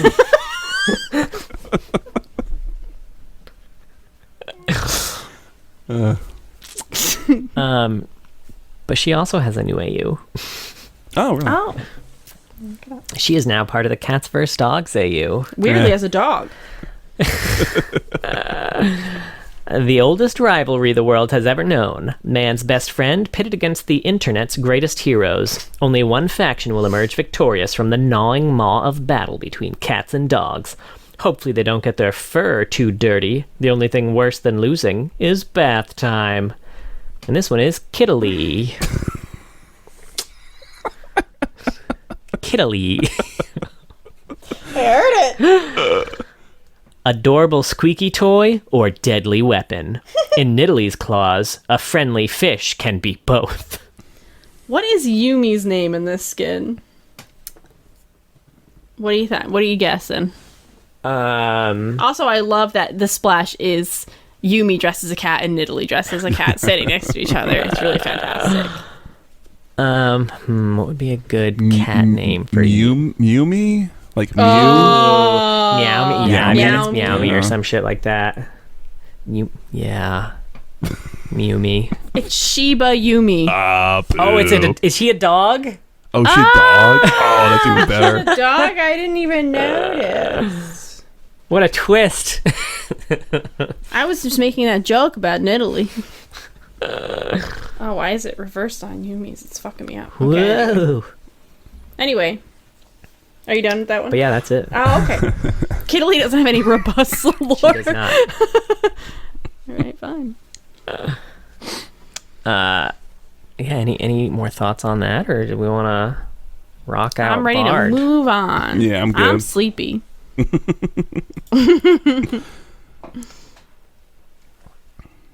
All right. Yeah, this story is called Testimony of the Balladeer by Marcus Terrell Smith, which I don't think I've heard that name before. Yeah, I think it's a new name. New. And it's a strong opener. I thought, I liked it. So it's being told. It's like, okay, I'm trying to figure out how to. First of all, they called this. me a Demacian. Yeah, it's like it's being spoken to, right, Yes. by this old guy. Being told the story. It's like he's like some guy on the street or something. I don't know. Like someone's like, hey, you're Some a old Demacian, drunk on the right? street. Right. Yeah. He's like, come listen for a minute. I've got a tale to tell. He's a balladeer, we'll say, I guess, based on the title. And he is essentially trying to give a warning, and he's telling this story, this rambling ass story about how back in the Freljord where he used to live, one day his chimes started a chiming, like these 200-year-old chimes, during this winter storm, and the door smashed open, and as he went to go close it, there was suddenly a meep standing there, and the meep started kind of like reaching out to his chimes, and one of the chimes started kind of reacting to him. And what the backstory he gives for the chimes is that his family used to be in this tribe called the Collectors, and what they would do is after people would fight in the Freljord, they'd go get all the metal and they would sell it back to the Winter's Claw. But they would keep a little bit and they would make shit for themselves from it, and these chimes were made of that. So the meep is like pulling this like energy, kind of like a bard chime is what I'm talking about, essentially, out of it. And he doesn't want his this like mother's 200-year-old whatever chimes to be broken or whatever, so he tries to grab onto them, and he's like sucked into like a bard portal, I guess, and becomes like a meep. It's a little hard to tell like, the literal what's happening. I was very confused. Very shroomy. Yeah. It's like I don't know if he just like saw it for a second in his mind's eye, or if he actually for a century was a meep. I don't know. But he's like, here's what I saw, and I will tell it to you. I will tell it to you in the form of a song called "The Bells." And he sings this song about how he saw like the creation of the universe, and with him and Bard, and shit was pretty chill. And then the void started fucking shit up, and it was like essentially the world that is Runeterra was like disintegrating, and that's what the chimes are. That's the point of it. Is that the chimes that Bard goes around and collects are like the little bits that like Runeterra needs to be whole again, and so Bard is kind of out collecting all these little chimes and stuff to like reform and keep Runeterra whole and undo the void stuff. And so at the end of it all, he's like, so what I need from you is all of your precious metals so that I can check them for chimes, and anything that doesn't have chimes in it, I'll give back to you. Wait, where are you going? I'm telling the truth, I swear. I'm serious. The world's going to end, and the only thing that will stop it is Bard and his chimes. And that's the end of it. It's really funny. Yeah. It had a lot of there's like big Aladdin vibes here. Like the whole start of it, like that crazy peddler, like, oh, stop, I have a tale to tell. And then he tells a tale with musical interludes, and then closes it with grabs a hold of the camera. Wait, come back here. It was pretty funny. We're really into Aladdin today. Yeah, right? What's up with that? No, I don't want to watch it. But yeah, it's pretty funny. I like the tone of it a lot. You know, the fact that there's a little song just in there. I was trying to figure out, like, to what tune could this song have been sung? Right. Yeah. Some of the rhymes don't work. I hate reading a song in a book. It is one of my least favorite things. Really? Yeah. I mean, I was reading it out loud. With the and I was repeat reading of it, the bells over and over, it sounded like just the bells of Notre Dame. The bells, Esmeralda. the bell. It's pretty good. Some of the So rhymes. not for whom thou ball toes. That's not what it was probably said to. But I like that he has the whole little aside. Like in the start, he's trying to tell the story, and then he has like a 2-paragraph aside about these fucking chimes, and he's like, "Sorry, I digress." Like he's just telling this rambling ass story, and he kind of forgot what he was even trying to tell you in the first place. He's like, "Oh yeah. So." I like that he mentioned they sold it to the Winter's Claw, so the Winter's Claw could make like more weapons, but we really know the Winter's Claw is just making a big pile of offerings to talk to Volibear once. That's how they did it. Yeah, they went to the collect. Yeah, I like that, frankly. I always like. I feel like getting lore that explains in-game mechanics can always be very hit or miss for me. Yeah. I didn't mind this one. I didn't feel like I needed it as an explanation for why Bard's going around and collecting chimes. From Summoner's Rift, but like, you know, it's fine. Yeah, I was curious, like, why did they make this Bard's story at first, but then I was thinking, because they are expanding on the Void a little bit with Belveth, and I wonder if it just kind of came out when doing all that with Belveth. Like, who else can we? Because the bell. Oh, that's it. That's it. We figured it out. We cracked the code. She's the last chime that Bard needs to find. Yeah. I get what you're saying, John. I mean, like, I was giving it more of a pass because it's all through the lens of this guy anyway. So it's like a lot of it's sort of like he's kind of unreliable ultimately as a narrator because you don't know what the fuck what actually happened. I think this is completely true. I think it is true. I think it's likely. Yeah. He's got a real shit job now, like trying to sing his little song to people and get them to give him gold. No one's gonna. It's not gonna work. It wouldn't work on me either, man. Give me your valuables. I gotta check it for chimes. It's like my parents trying to check my Halloween candy. Right? Those fuckers. Which is what we're gonna do with Poppy when she's old enough to trick or treat. You gotta get all the chimes out of there. Yeah. It's a little bit of a change of what Bard's doing in the first place, because I remember way back in Bard, he was just going around collecting all of the valuable shit that fell out of the heavens that wasn't supposed to be on Runeterra, and now he's collecting chimes. He was kind of like a celestial rise almost. Yeah. But instead of world runes, he was collecting like celestial artifacts. Yeah, and now he's all about chimes. And I don't know if there's like overlap. I assume it's just like Riot wasn't doing anything with that bio anyway, so like, fuck it, let's make him a little more related to the Void. Just like, that's fine with me. Whatever. Yeah. I need an old meme request real quick. You know, the one where the guy is trying to hold all the limes. How do I hold all these chimes? Pardon me, please. That has to fucking exist. I'm gonna go fucking work on that. Right. And also, there's a possibility I made that joke in the Bard episode, and if I did, I'm sorry. I don't honestly remember. It was like over 2 years ago. Oh, guys. Right? I can't remember jokes I made last week. Me neither. Yeah. It was neat, though. Yeah. Yeah, it's a fun story. Now, he also has new skins. Bard also has new skins, but also we didn't really talk about his AUs except for... Now, this was... Bard and Caitlyn were back when we only talked about AUs if they had stories associated with them, because that was the only way I knew how to find information about AUs. I had not yet come to this refined, research method I have nowadays. Of Googling. How dare you? So, Bard is part of Cafe Cuties, which is actually a new one. Good food is magic. Literally. In a world of elegant tea times and enchanted pastries, mages make magical macarons, craft charmed croissants, and serve up sorcerous scones to scores of customers eager to get a taste. This Cafe Cuties Bard. Bard is a wandering, wordless connoisseur of the finest cafes. If he leaves behind a blessing in the form of a teacup, 100 years of sweet success. No one knows where the teapot troubadour comes from, or if he has a purpose beyond the delighting in patisserie. But a visit from Bard instantly puts any cafe on the map. Sweet.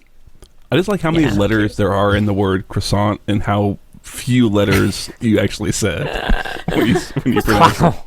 Croissant.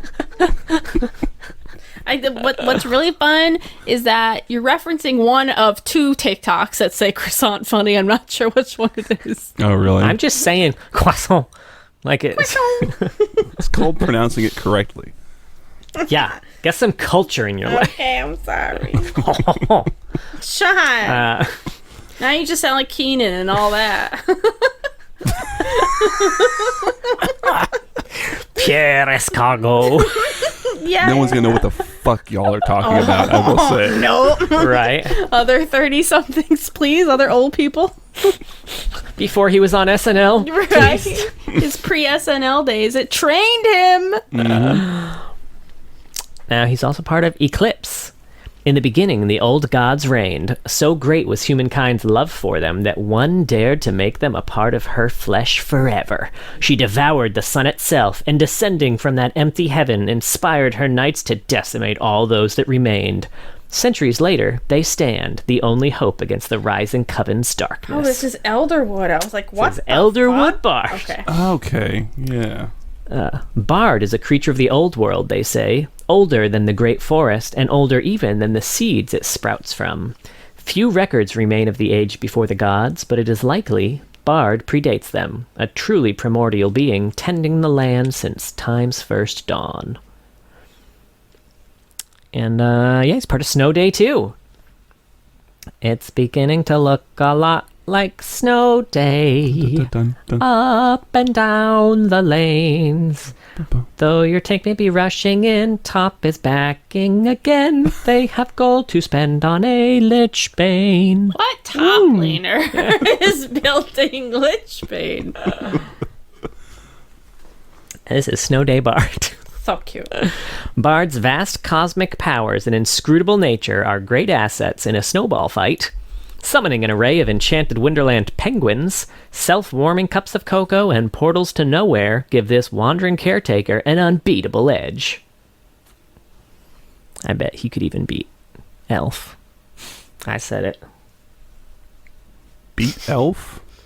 In a snowball fight? You mean Buddy okay. the elf? Yeah. Yeah. His name's not Elf. The John. elf. His name's Buddy. He's Right. Mr. the Elf. There's a bunch of elves in that movie. He's not even an elf. Right, he's not even Don't you know your elf How do you lore? not know Come the on. elf lore, John? I watch it several times every Christmas. Anyway. Astronaut. Star I Voyagers. mean, Star Voyager. Astronauts, hijinks, and adorable alien meeps. Defying gravity is just another day for these adventurous space protectors as they defend planet M33P and traverse the grand cosmos that await them. It's adorable. And this is Astronaut Bard, whose only lore is in space. No one can hear you chime. I feel like they already made a joke like They that did. in one of their skins. They absolutely did. Great. And it was equally not rhyming with Scream. So how would you make it for Bard? How would you make it rhyme with Scream? No one can hear you beam. Cream is the only place my mind goes to. When it does. That's a different movie, No. Mark. Mark, no. It's true, though. They can't hear you. It's true, they can't. I mean, it doesn't really... whatever. I mean, it doesn't make a sound on Earth anyway. It's not like... Whatever. I'll speak for yourself. So in this skin, there's some lights going on a planet here, and they're in the shape of Bard's face. Oh, that's true. Cute. 3 dots. 3 dots. Now, that's all the Bard shit. We literally only had one Caitlyn thing that we wanted to talk about.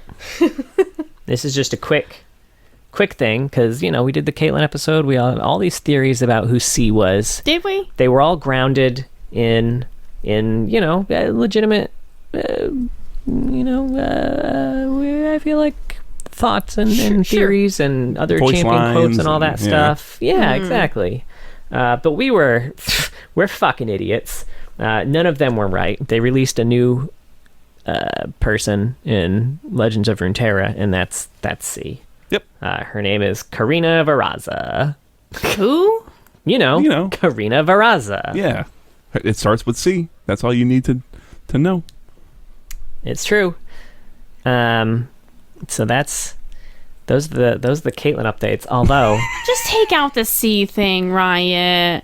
It doesn't make any sense. no, Imagine I think the only acceptable one for me is if it was Caitlyn from the future. oh, Oh, yeah. I remember she's that. already part of Pulsefire, so it could be. Yeah. It's an alternate universe. That's how they're going to cross over finally, the AUs. I kind of Right. like it, I'll be honest with It's you. better than Karina, whover the hell this is. You know. I mean, she's don't pretty act. cool. She'd be a good champion, maybe. I don't know. I honestly, legitimately don't remember if I know this or not. You don't. She's No, thank you. She's like a Chem Baron in Zon who specializes in plants. She's kind of like So a she's human Poison Zyra. Ivy? Yeah, Oh. she's very much like Poison Ivy, honestly. Yeah. Yeah, more so than Zyra. yes. Now that I think about it. But what a pairing that would be. It huh? would be great. Now, since we decided to talk about Caitlyn, and we weren't doing AUs when we did Caitlyn, I got some AUs for Caitlyn, y'all. She's part of Battlecast, which I didn't know. The glorious revolution is here, assembling an army of machines with living brains. Victor marches against the combined forces of his enemies with only a scrappy human-led resistance keeping him from total world domination. This one's Resistance Caitlyn. Caitlyn has never forgiven herself for letting Victor's rise to power go unchecked for so long. Determined to fire the shot that ends the war for good, she has personally gunned down hundreds of Battlecast machines in her bloody search for absolution. Although I guess if she cut down the machines, it's not necessarily a bloody, more like an oily search for absolution. No, the machines have blood in them. That's Oh shit! What is this? High Noon? And it's angel blood, and it's fucking cool. And we got PsyOps. High Command needed a new group to handle the growing threats along the Arctic front. They needed soldiers colder than the glaciers they'd be crossing. Are those glaciers or are those Malphite? With ice in their veins and frosty nerves. Enter Arctic Ops. Mm-hmm. You remember that Malphite That's no thing, glacier. Huh? That's no glacier. Little callback. Nice. This is Arctic Warfare Caitlyn.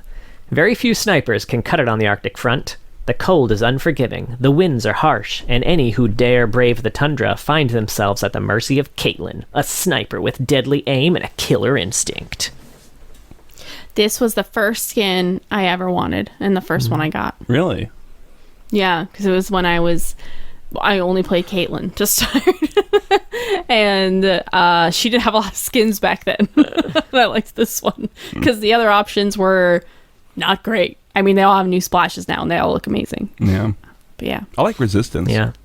But maybe it's pretty cool. the new splash that I'm thinking of. I like the new splash is amazing. Yeah. There's a lot of real old shitty splashes that Caitlyn's got. Yeah. Next up, we got The Grind, which is kind of like a day job thing. And this one's Cops and Robbers. Nobody puts in the work like the Piltover Police Department. Who else can lock up the most sugar-laden donuts inside their merciless stomachs, rack up the highest of overtimes, and ignore even the most menial of paperwork? The criminals may be taking advantage of it, but even they wish they had the same work ethic. This one's Officer Caitlyn.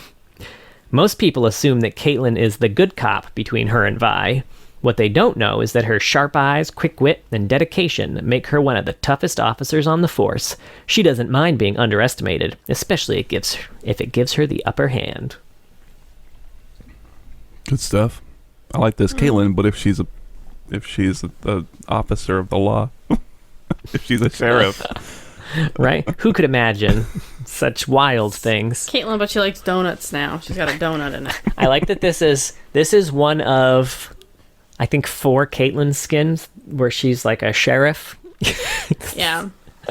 She's a sheriff, but here. Which I guess it's kind of what a lot of AUs are. Yeah.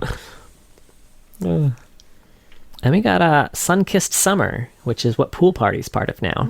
That's right. It's summer, baby! The sun's out, the breeze is warm, and the water's cool.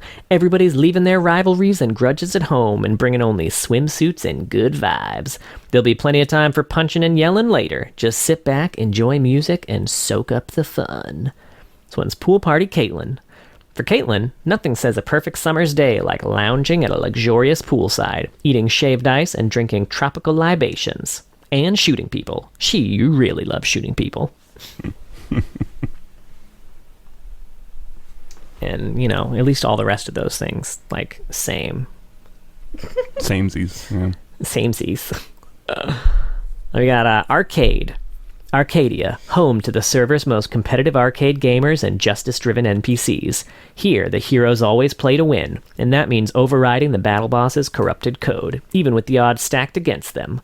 Victory won't come easy, but seeing the surprise on the boss's faces after an incredible outplay will totally make it worth it. This is Arcade Caitlyn. Acclaimed hero of the Sniper Cop rail shooter series, Caitlyn enforced the laws of Arcadia prior to the battle boss uprising. She brings her sharp eye and eager trigger finger to the fight to save her world, only stopping long enough to flick her gun off screen for a reload. Yeah.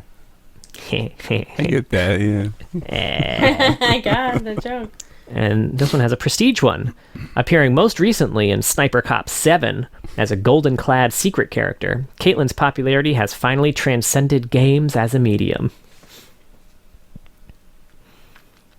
And now she's part of the God Weapon, which is the Battle Academy skin line.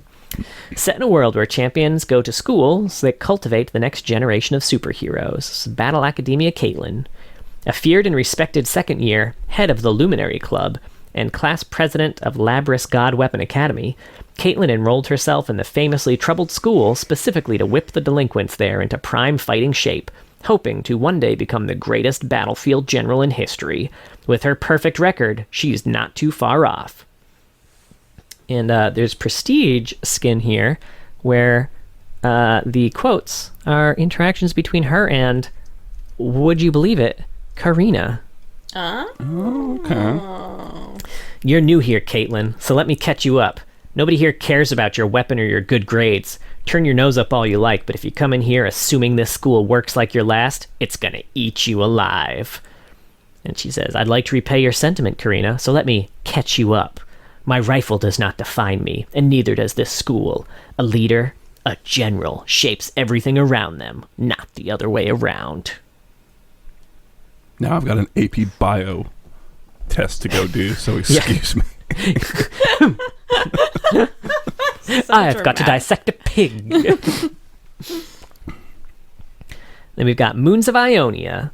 And this one's Snow Moon, and this Moons of Ionia is now what Blood Moon is under too, because they added a Snow Moon to the Blood Moon, so now they fall under Moons of Ionia. What other moons do you think there's going to be? The gentle rain moon. Okay. An ancient cult seeking irresistible power surfaces on nights of the Blood Moon to perform profane esoteric rites, merging their flesh with demonic spirits and becoming one with an ever greater darkness. This one's Snow Moon Caitlyn. A tool of chilling acuity, Caitlyn is the Snow Moon's most elite sniper.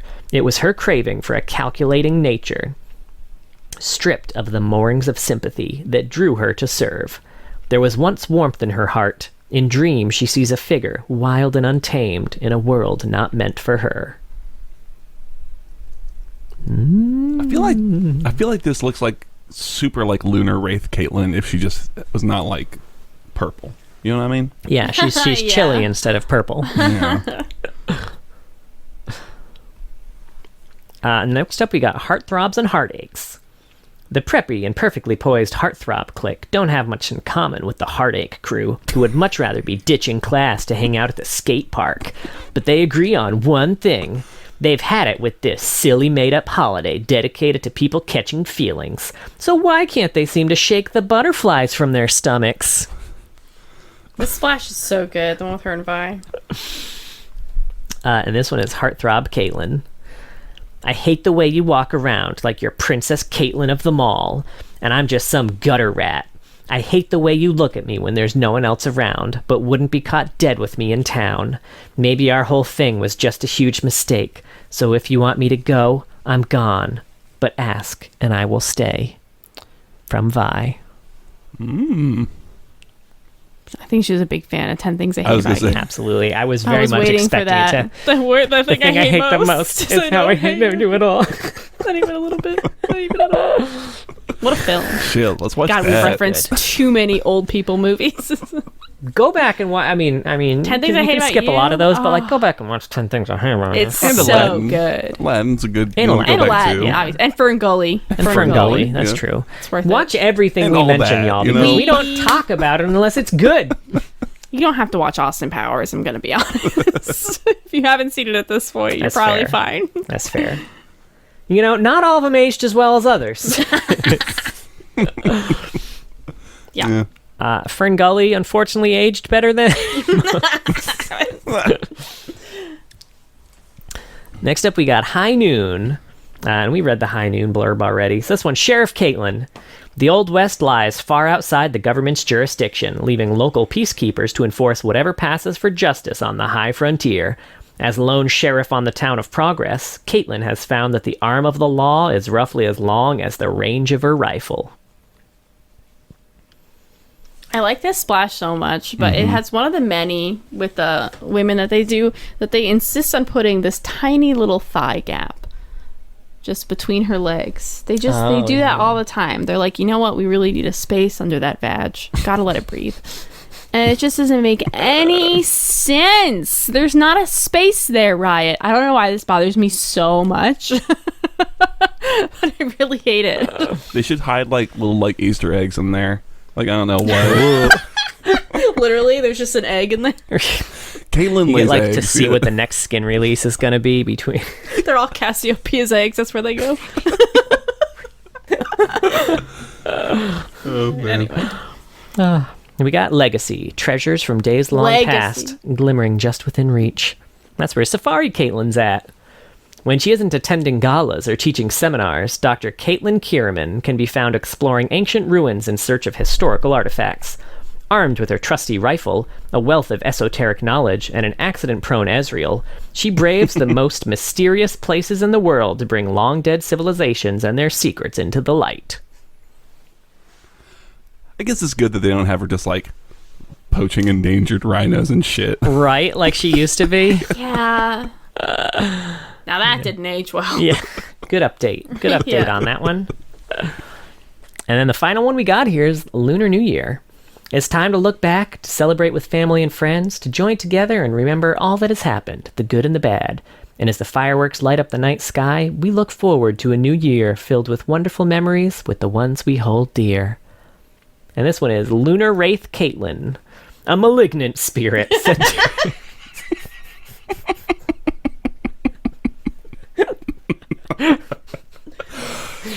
So, holiday. the juxtaposition here. Celebrate. God, why is her legs so long? It's freaking me out. I know, right? It's all sorts of weird.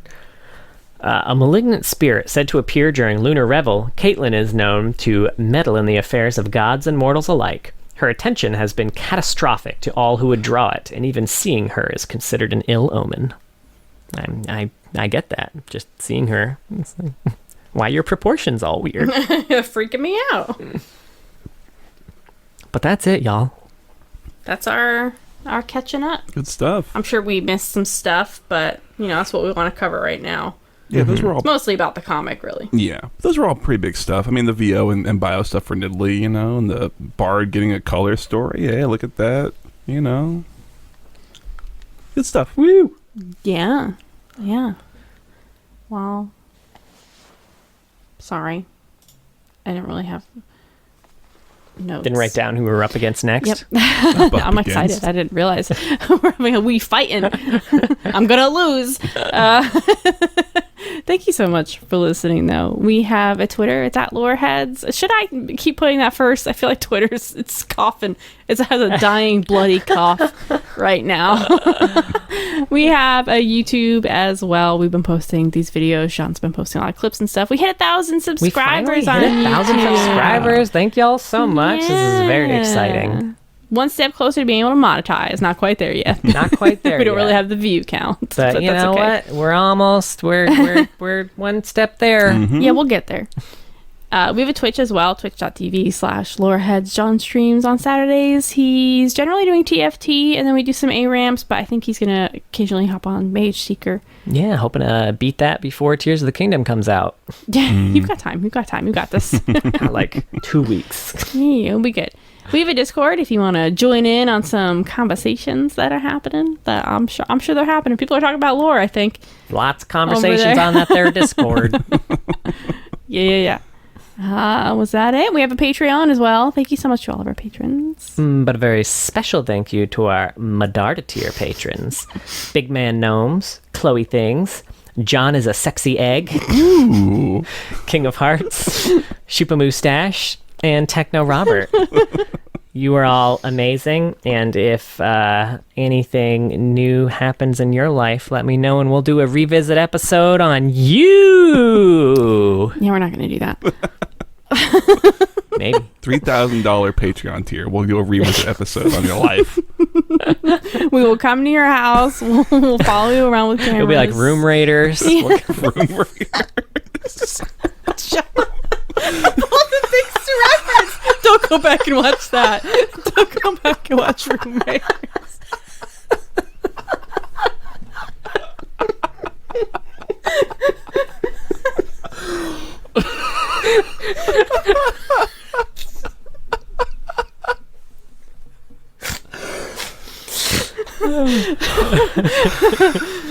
We'll kidnap all three of you. 3 people. And send a girl to teach her. You know what? Don't listen to her. I'll go back and watch Room Raiders. That's the show we're talking about, right? That's Room Raiders, right? The dating show on MTV, right? Music television. Play at 2 a.m. That was so bad. It's honest. No, you know what? I take it back. You should go watch. You should go watch Room Raiders. Just watch an episode of Room Raiders. If you want to know what the early 2000s were like, fashion, just like the jokes. The person They're the terrible. people. And yeah. the people. Yeah, that's what all 3 of us were like in the early 2000s. We weren't. Next. Yeah, you remember Next? I do. Yeah. That one I didn't really watch. Room Raiders I did watch, though, a little bit. Anyway, please be sure to join us next week for our revisit of Room Raiders when we watch the whole series. No, I'm just kidding. I'm pretty excited, even though I apologize. We are going to have to talk about Rise of the Sentinels as we cover the Redeemer, Senna.